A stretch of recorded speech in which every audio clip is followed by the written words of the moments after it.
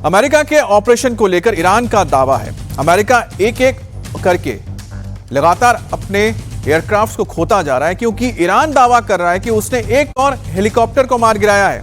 अब ये तस्वीर देखिए, एक वीडियो जारी किया गया है। इस वीडियो के जरिए ईरान की ओर से दावा किया जा रहा है कि उसने अमेरिका के एक और हेलीकॉप्टर को मार गिराया है। इससे पहले आप लगातार देख रहे हैं कि कई सारे फाइटर्स मार गिराए गए, जिसमें F-15 फाइटर जेट भी था। इसके अलावा A-10 थंडरबोल्ट वॉरथॉग विमानों को भी निशाना बनाया गया। और इस वक्त एक और तस्वीर सामने आई है, जिसमें ईरान ने दावा किया है कि उसने अमेरिका के एक और हेलीकॉप्टर को मार गिराया है।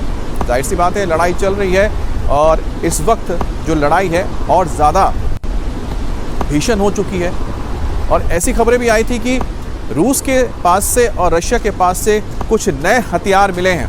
अब हो सकते हैं कि ये वो एयर डिफेंस सिस्टम हो जिसके ज़रिए इस वक्त अमेरिका के विमानों को निशाना बनाया जा रहा है ईरान की ओर से। तो ईरान की ताकत भी अभी तक पूरी तरह से ख़त्म नहीं हुई है। अभी भी ईरान अमेरिका को नुकसान पहुंचा रहा है और उसके कई एयरक्राफ्ट्स को निशाना बनाया जा रहा है। खास तौर पे जो लो फ्लाइंग कर रहे हैं, यानी कि बहुत ज़मीन के बहुत करीब जो उड़ान भर रहे हैं, ऐसे विमानों को सबसे ज़्यादा इस वक्त टारगेट किया जा रहा है ईरान की ओर से। ऑपरेशन में ईरान के 3 सैनिकों की मौत और रेस्क्यू ऑपरेशन के दौरान 3 सैनिक मारे गए हैं। अब ये बड़ी खबर है, ऑपरेशन में ईरान के 3 सैनिकों की जान गई है। रेस्क्यू ऑपरेशन के दौरान ईरान के 3 सैनिक मारे गए हैं।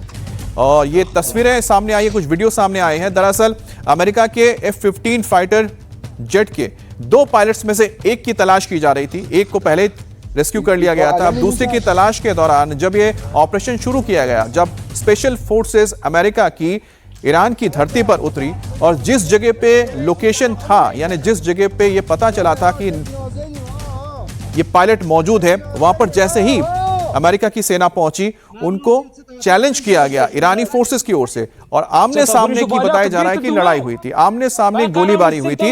इसमें 3 ईरान के सैनिक मारे गए हैं और उसके बाद रेस्क्यू करके अमेरिका के पायलट को ले जाया गया है। अब ईरान के नुकसान के बारे में तो जानकारी आ गई है। क्या इस ऑपरेशन के दौरान अमेरिका के किसी सैनिक के घायल होने की खबर या मौत की खबर है? फिलहाल इस बारे में कोई जानकारी नहीं है, क्योंकि आमने सामने की लड़ाई हुई अगर है तो ऐसे में जाहिर सी बात है दोनों तरफ से गोलियां चली हैं। तो क्या अमेरिका को भी कोई नुकसान हुआ है, कोई घायल हुआ है, इस बारे में जानकारी नहीं है। लेकिन अमेरिका के विमानों को मार गिराने की जरूर खबर आ रही है।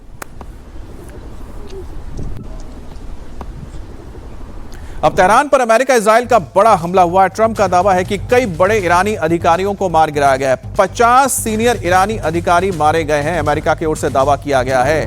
क्योंकि पिछले कुछ दिनों से लगातार जो हमले हो रहे हैं, उसमें दावा किया गया है कि अब देखिए, many of Iran's military leaders, जिसमें ट्रुथ सोशल, जिसका सीधा डोनाल्ड ट्रंप इसमें अपनी बातें रखते हैं, तो ट्रुथ सोशल के जरिए उन्होंने ये जानकारी दी है कि जो हमला किया गया था इजराइल और अमेरिका की ओर से, उसमें ईरान के 50 सीनियर मिलिट्री अधिकारियों को मार गिराया गया है, जो इस वक्त इस पूरी लड़ाई की देखरेख कर रहे हैं। यही वो पोस्ट है डोनाल्ड ट्रंप, अमेरिका के राष्ट्रपति का, many of Iran's military leaders massive strike in Tehran.